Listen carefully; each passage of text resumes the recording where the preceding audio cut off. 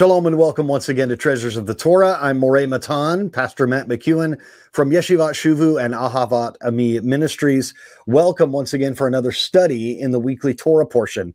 This week, our Torah portion is Vaéra, and there's something that is a bit curious about God's names that comes to us in the Torah portion in chapter 6 of verse 9 of Exodus, chapter 6 and verse 9.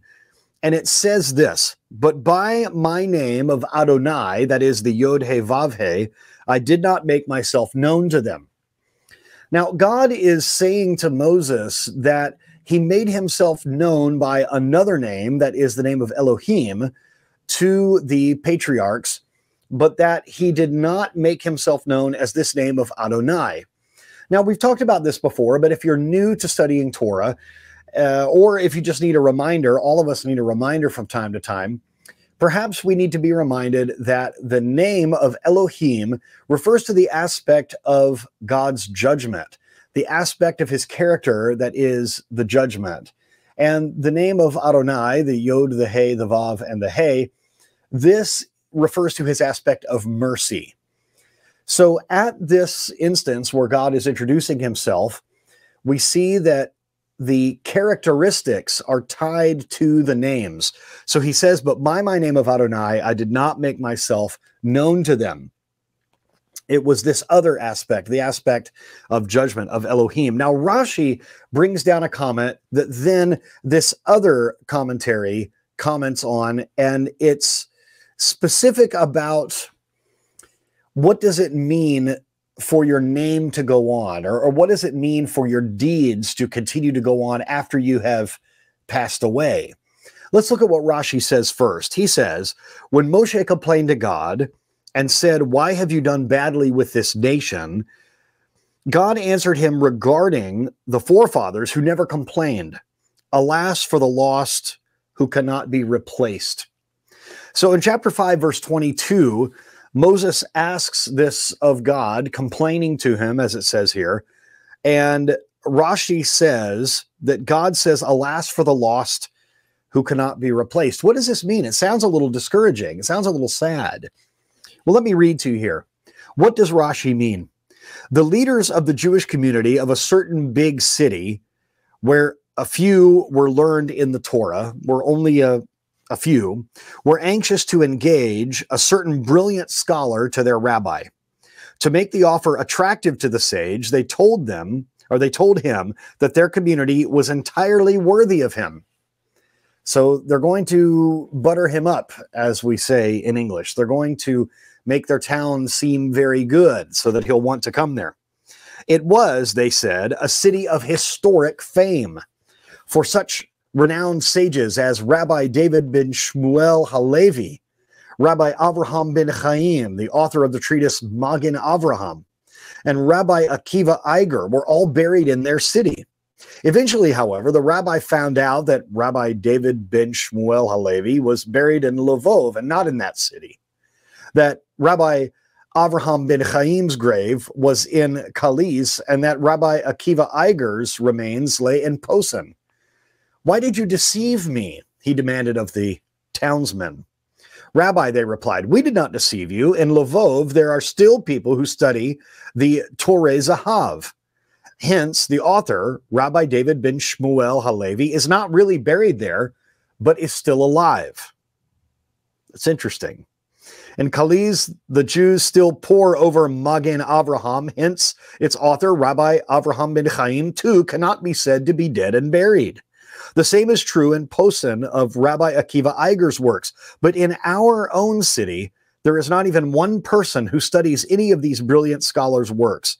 Hence, as far as we are concerned, they really are dead and buried in this town. This explains Rashi's statement, "Alas for the lost." Alas for those who have been so utterly lost that their words, their thoughts, and their deeds have not been passed on to living heirs. They truly cannot be replaced and are indeed forever lost. But when people have left disciples and spiritual heirs, even their death does not mean that we have lost them. I think this is a beautiful statement that is brought down here because it speaks to something that we've talked about before, and that is leaving a legacy.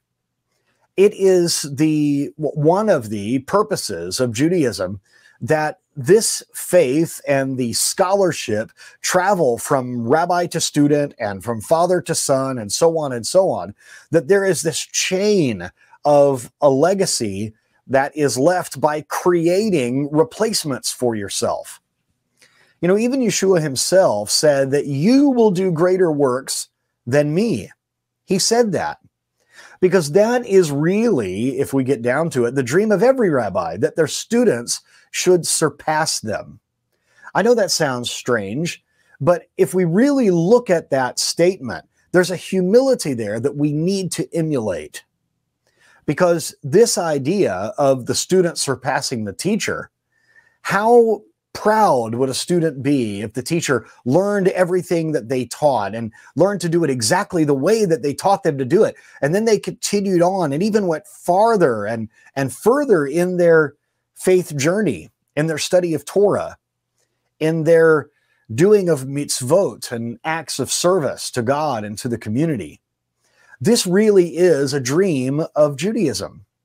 The idea that the legacy will move on, the idea that the ideas are not dead, but rather when they are still studied, it's almost as if that teacher is still alive. In a way, I find it, well, obviously a little humorous, but I find it a bit inspiring, the words of these townspeople that said, no, there's not even one person in our town that studies these brilliant works. And so their authors truly are dead and buried here in our town. Where they are studied, in the places where their physical body actually lies to rest, since their words are still studied, it's like they're still alive. What a brilliant statement that is. May it be said of us, when we come to the end of our journey here on earth, may it be said of us that our teaching will live on in those that we have inspired. Raise up for yourself many disciples, many students, is what Judaism teaches. And so it is my prayer that you will realize that you are teaching somebody something, even just by your actions. People are watching you. My father has often said that sometimes you are the only Bible that some people will ever read. People are watching. And in this day and age, people are watching maybe with a critical eye, maybe waiting for you to slip up. We need to be ever on guard in how we are living out Torah in our lives, especially in public and at home in our families. Let us be about the business of the Torah so that when it comes our time to leave this life, then people will still hopefully talk about the things that we talked about and taught. That should be our goal. Thank you for joining me this week. It is my joy to be with you. I do wish you a Shabbat Shalom, and I pray that you will be inspired to teach those around you, especially with your actions. Shalom.